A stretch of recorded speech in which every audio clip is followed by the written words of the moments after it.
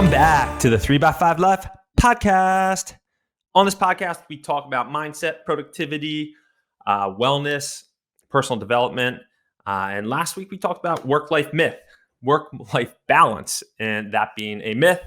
And today, we're going to kind of talk about something that's been coming up in conversation recently. We try not to batch these podcasts, meaning a lot of people that produce this type of content will do 3, 4 in one sitting. It makes your time management a lot better. But Jesse and I have found that when we actually do them on a weekly cadence, that things come up in conversation, interactions with people that kind of drive the content. So then things continue to be fresh, top of mind. But when that does happen, or because we operate this way, sometimes our life gets a little crazy, hence why Jessie is not on today. She is doing professional development training all week. And then she gets to fly south to sunny Florida to celebrate some 40th birthdays with some girlfriends. So it is a wild week in the McFarland household. So a book that I've read, or I'm almost finished right now, it's called The Top 5 Regrets of the Dying. And it's driven a lot of introspection and talking and thinking about this topic, and kind of in a parallel path. A lot of conversations have been coming up recently about people not being happy in their jobs or wanting a fresh start or just being stale with things. And with that book, it kind of made me start thinking about the topic of it's never too late to start. As I've mentioned on this podcast before, when I was younger, I was not the most confident kid. I was outgoing, had a lot of friendships. I was athletic, but never pursued my athletic endeavors because of my confidence or lack thereof, I should say.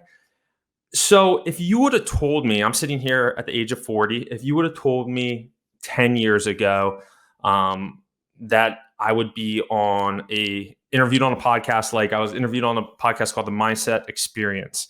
And he's interviewed like Rudy, the Rudy from Notre Dame, a ton of NFL athletes, collegiate athletes, and Olympians.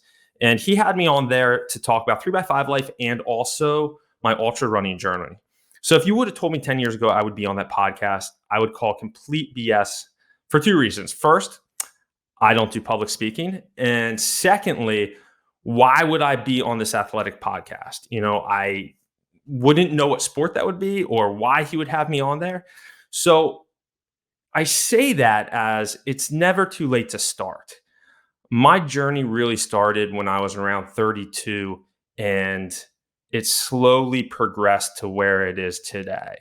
And if I would have just sat there and said, okay, I'm stuck in this job and this is my routine in life and this is how I'm going forward, my life would look dramatically different than it does today. And as you start changing your life in those directions, your confidence grows and your belief system and structures grow, which we talk about all the time on this podcast, to start matching your internal expectations. So that just helps you catapult different areas of your life. And just like little case studies of it's never too late to start. The founder of Geico didn't start Geico till he was 50. Ray Kroc didn't start McDonald's till he was 52. Bernie Marcus, who is the founder of Home Depot, they opened their first Home Depot when he was 50. The famous Harlan Sanders, he started KFC, his first KFC, when he was 62. And the very producer of this podcast, Rob Jockman, he was in the commercial insurance space forever. Due to COVID, he got laid off kind of in the early days of COVID. And he could have gone back to another insurance agency. He could have taken the safe route. And he actually started his own insurance agency, which was a big leap for him. But he found that his passion was in marketing. His passion was in helping people grow their business through the power of marketing. And today, he produces this podcast. He does a lot of other back-end stuff for us that is fantastic. But we were his first client, and he has catapulted his marketing agency to have multiple six-figure clients. And it's amazing to see what he's been able to do because he took the leap of faith in his early 50s. He has kids in college and he jumped, and now has more clients than he can even manage, which, Rob, that's a bad thing.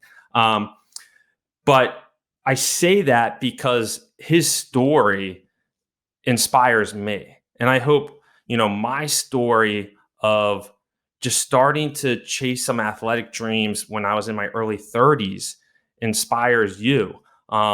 Taking the leap to start 3x5 life was a big stretch, but I knew it wasn't too late to start to make an impact. So whatever that is for you, I just think we all need to maybe read like the book, The 5 Regrets of the Dying, and start thinking about the last season of your life when you might be in hospice and what these people are sitting there saying about what ifs or what they could have done. And I think that goes back to the heaven and hell experiment that we've talked on here about as well, where I think hell is laying on your deathbed, seeing somebody walk into the room, this vibrant, alive, energetic person, and realizing that's the best version of you that you could have been if you took a few chances, if you started that thing you wanted to start. And that's taken pause for me to think about myself, because none of us want to regret. None of us want to come to the end of our days and have those feelings of, if I only would have done that, if I only would have taken my path instead of the path that I thought my parents wanted me to take, to try to foster those friendships that I knew were giving me joy, but the craziness of life was, taking that opportunity away from me, and I didn't prioritize those friendships, and now I don't have them anymore. There's so many little things that we can look at to start doing. It doesn't have to be a business. It doesn't have to be an athletic endeavor. So we don't have those regrets at the end of our life. So that's kind of my rant today. I hope it hit home, and I'm sorry for kind of rambling on here. And so take that away from you. I suggest reading the book. I suggest, kind of looking at where you are right now in your journey. And is there anything that you keep putting on the back burner over the last year, 3 years, 5 years, 10 years, whatever that is, and maybe start. Have a great week. Hello world, wake me up to another good